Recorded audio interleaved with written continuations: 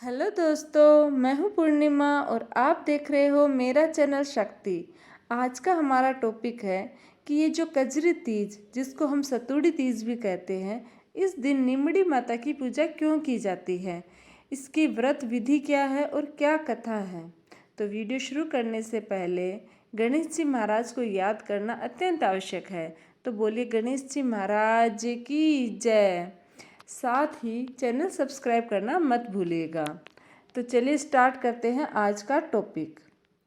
कजरी तीज पर भगवान शिव और माता पार्वती की पूजा के साथ माता निमड़ी की भी पूजा की जाती है। क्या आपको पता है माता निमड़ी कौन है और इनकी पूजा क्यों की जाती है? चलिए जानते हैं। कजरी तीज का व्रत सुहागिन महिलाएं पति की लंबी उम्र की कामना के लिए करती है। वहीं कुंवारी कन्याएं मनचाहा पति पाने के लिए ये व्रत करती हैं। कजरी तीज का ये व्रत भाद्रपद मास में शुक्ल पक्ष की तृतीया को किया जाता है। इस दिन निर्जला व्रत करने की परंपरा है। इस व्रत में मुख्यतः देवी पार्वती और शिवजी की पूजा की जाती है, लेकिन कुछ जगहों पर निमड़ी माता की पूजा का भी रिवाज है। निमड़ी माता की पूजा के पीछे एक पौराणिक कथा है। मान्यता है कि निमड़ी माता की पूजा संतान के लिए की जाती है।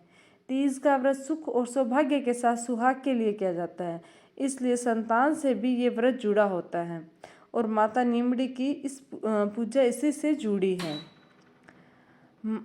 अब जानते हैं कि कौन है माता निमड़ी। मान्यता के अनुसार नीम की डाली की निमड़ी माता के रूप में पूजा जाता है। निमड़ी माता लोक देवी की तरह है। नीम की डाली को निमड़ी माता के प्रतीक के रूप में पूजा जाता है। निमड़ी माता की पूजा के पीछे एक पौराणिक कथा चली आ रही है। संतान की सुरक्षा के लिए इनकी पूजा की जाती है। तो अब जानते हैं कि कैसे करते हैं इनकी पूजा। पूजा के लिए मिट्टी से दीवार के सहारे या फिर किसी बड़ी सी थाली में मिट्टी की पाली बनाकर उसमें निमड़ी की डाली रोपी जाती है। फिर एक तरफ पानी डालकर पानी तालाब जैसी आकृति बनाई जाती है। सुबह के समय इसे किया जाता है और शाम के समय महिलाएं सज संवर कर पूजा करने बैठती हैं। थाली में जो तालाब बनाया जाता है उसमें कच्चा दूध और जल डालते हैं और माता की पूजा में श्रृंगार के सामान को चढ़ाते हैं। निमड़ी माता को ककड़ी, नींबू, कच्चे दूध और सत्तू का भोग लगाया जाता है। इसके बाद माता निमड़ी की कथा सुनी जाती है। पूजा के बाद चंद्र दर्शन कर उन्हें जल चढ़ाया जाता है। अब जानते हैं निमड़ी माता की व्रत कथा। एक बहुत ही धनवान सेठ सेठानी थे, लेकिन उनकी कोई संतान नहीं थी। इसके लिए सेठानी ने भादुओं की कजरी यानी बड़ी तीज का व्रत किया और निमड़ी माता से प्रार्थना की कि अगर उसे संतान हो जाए तो वह उन्हें 1.25 मण का सातू चढ़ाएगी। माता की कृपा से सेठानी को 9वें महीने ही पुत्र की प्राप्ति हो गई, लेकिन सेठानी सातू चढ़ाना भूल गई। देखते ही देखते सेठानी को 7 पुत्र हो गए।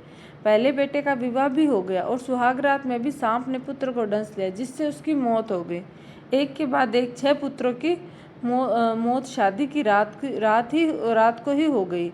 इसे देखकर सेठ सेठानी ने तय किया कि वह अपने 7वें बेटे का विवाह ही नहीं करेंगे, लेकिन गांव वालों के बहुत कहने व समझाने पर सेठ सेठानी ने बेटी की शादी दूर देश में करना तय किया। बेटी की सगाई के लिए सेठ बहुत दूर एक गांव आए तो देखा वहां 4-5 लड़कियां खेल रही थी, जो मिट्टी का घर बनाकर तोड़ रही थी। उनमें से एक लड़की ने कहा, मैं अपना घर नहीं तोड़ूंगी। सेठ को ये लड़की समझदार लगी। खेल कर जब लड़की वापस अपने घर जाने लगी तो सेठ जी भी पीछे पीछे उसके घर गए।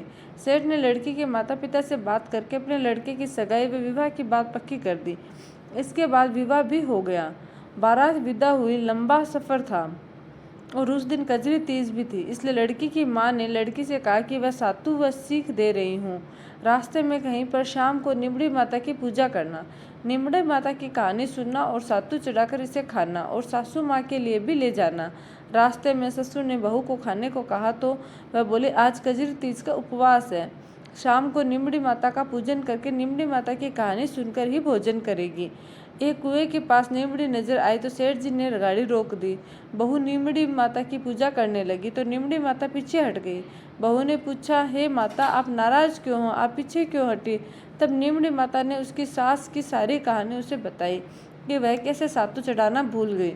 बहू बोली, हमारे परिवार की भूल को क्षमा करें माँ, और मैं आपको सातु चढ़ाऊंगी। कृपया मेरे सारे जेठ को वापस कर दो और मुझे पूजन करने दो। माता नववधू की भक्ति व श्रद्धा देखकर प्रसन्न हो गई। बहू ने नीमड़ी माता का पूजन किया और चांद को अर्घ्य दिया, सातु पास लिया और कल्पना ससुर जी को दे दिया। प्रातः होने पर बारात अपने नगर लौट आई। बहू से ससुराल में प्रवेश करते ही उसके सारे जेठ प्रकट हो गए। सासू बहू के पैर